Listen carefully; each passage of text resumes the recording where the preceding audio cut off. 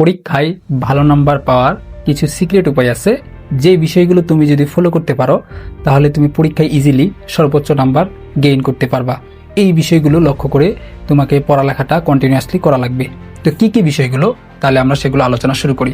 প্রথমত 1 নম্বরে যেটা হলো, আমরা যখন পড়বো, আমরা পড়ার সময় আমাদের বইয়ের বা নোট যেটাই পড়ি না কেন সেটা দাগিয়ে দাগিয়ে পড়ার চেষ্টা করবো। অর্থাৎ রঙিন কালি বা বিভিন্ন ধরনের যে কালার পেনগুলো আছে সেগুলো ব্যবহার করে আমরা দাগিয়ে দাগিয়ে পড়ার চেষ্টা করব। যেগুলো বেশি গুরুত্বপূর্ণ সেগুলো সে হাইলাইট করে দেওয়ার চেষ্টা করব। এটা কেন করব? এটা করলে সুবিধা এইটাই যে আপনি যখন পরীক্ষার আগ মুহূর্তে রিভিশন দিবেন তখন সব কিছু পড়ার কিন্তু আপনার হাতে সময় থাকবে না। তখন যেগুলো শুধু গুরুত্বপূর্ণ, যেগুলো শুধু ইম্পর্টেন্ট পরীক্ষা আসার মতো, আপনি তো আগে সেগুলো হাইলাইট করে রাখছেন, তখন শুধু আপনি শেষ মুহূর্তে সেই হাইলাইট করা জিনিসগুলো পড়বেন। 2 নম্বরে যে পয়েন্টটা সেটা হলো একই জিনিস বারবার পড়া। একই জিনিস বারবার পড়া বলতে কোনগুলো? একটা চ্যাপ্টার বা একটা পার্টের মধ্যে আপনি লক্ষ্য করলে দেখবেন সেখানকার সবগুলো বিষয় কিন্তু পরীক্ষার জন্য গুরুত্বপূর্ণ না। সেখানকার মধ্যে কিছু বিষয় আছে যেগুলো পরীক্ষায় বারবার আসে। আপনি তো ফার্স্টেই সেগুলো হাইলাইট করে রাখলেন, এখন পরবর্তীতে আপনি কি করবেন? যেগুলো হাইলাইট করলেন সেগুলো বারবার পড়বেন, বারবার সেগুলো প্র্যাকটিসের উপরে রাখবেন, তাহলে আপনার পরীক্ষায় সর্বোচ্চ কমন আসার পসিবিলিটি থাকবে। 3 নম্বরে যে বিষয়টা হলো শিক্ষক বা বড় ভাইয়ের কাছ থেকে পরামর্শ নেওয়া। এটা কেন?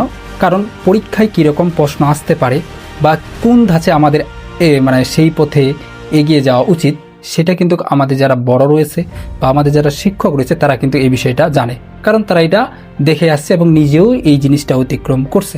তো সেজন্য তাদেরও এই বিষয়ে কিছু পরামর্শ নেওয়া লাগবে যে কিভাবে পড়বো বা কিভাবে পড়লে সবচেয়ে ভালো হয়, কোন প্রসেসে আগাবো, কোন রাস্তা দিয়ে আগাবো। কারণ দেখেন, একটা জিনিসের কিন্তু রাস্তা আপনি যেখানেই যেতে চান না কেন, গন্তব্য হোক, সেখানে শুধু একটা রাস্তা দিয়েই কিন্তু যাওয়া যায় এরকম বিষয়টা না। সেটা গন্তব্যে সেই জায়গায় যাওয়ার জন্য অসংখ্য রাস্তা থাকে, তার মধ্যে কিছু রাস্তা ভালো আছে, কিছু রাস্তা খারাপ আছে। তো এই যে কোনটা ভালো রাস্তা কোনটা খারাপ রাস্তা এইটাই আমাদের দেখিয়ে দিবে সেই বড় ভাই বা শিক্ষক। সেজন্য তাদের কাছ থেকে পরামর্শ নেওয়া লাগবে। তারপরে 4 নম্বরে যে বিষয়টা সেটা হইল যে আমাদের ভুল থেকে শিক্ষা নেওয়া লাগবে। ভুল থেকে শিক্ষা বলতে বিষয়টা কিরকম? আমরা অনেকে কোনো একটা জিনিস ভুল করি, সেটা মেনে নিতে চাই না। এটা কিন্তু একটা খুব খারাপ বিষয়। ভুল করছি অবশ্যই সেটা স্বীকার করতে হবে। আমরা একটা জিনিস ভুল করব এবং সেই ভুলটা থেকে আমরা শিক্ষা নেব। কি শিক্ষা নেব?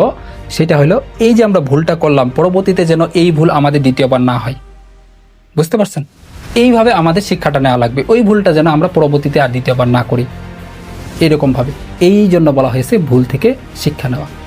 এরপরে আমাদের 5 নম্বরের যে পয়েন্ট সেটা হইল যে ভালো ছাত্র ছাত্রীর সঙ্গে মেশা। আপনি যেখানেই থাকেন না কেন, যে অবস্থাতে থাকেন না কেন, সব সময় ভালো একটা পরিবেশে থাকার চেষ্টা করবেন। আপনার আশেপাশে বন্ধু মহল সব কিছু ভালো রাখার চেষ্টা করবেন। কারণ আপনি দিন শেষে একটা কথাই আছে, সঙ্গ দোষে লোহা ভাসে। আপনি যদি ভালোর সাথে চলেন অবশ্যই ভালো কিছু শিখবেন। যদি খারাপ সঙ্গ থাকে আপনিও একসময় কিন্তু খারাপের দিকে পতিত হবেন। এই জন্য আপনার অবশ্যই আপনার আশেপাশে ফ্রেন্ড সার্কেল, আপনার বন্ধু বান্ধব সবগুলো সবসময় ভালো একটা পরিবেশে যেন আপনি থাকতে পারেন, এরকম সবসময় রাখবেন। এরপর প্রতিযোগী ঠিক করা। 6 নম্বরে আমাদের যেটা প্রতিযোগী ঠিক করা। প্রতিযোগী বলতে কীরকম? আপনি এখন মনে করেন 10 নম্বর পজিশনে আছেন, আপনার এর পরবর্তীতে টার্গেট কি থাকবে? আমি এই পরবর্তী পরীক্ষায় আমার 10 পজিশন থেকে আমাকে 4 নম্বর বা 3 নম্বর পজিশনে আসতে হবে। এইরকমভাবে আপনাকে প্রতিযোগী ঠিক করা লাগবে।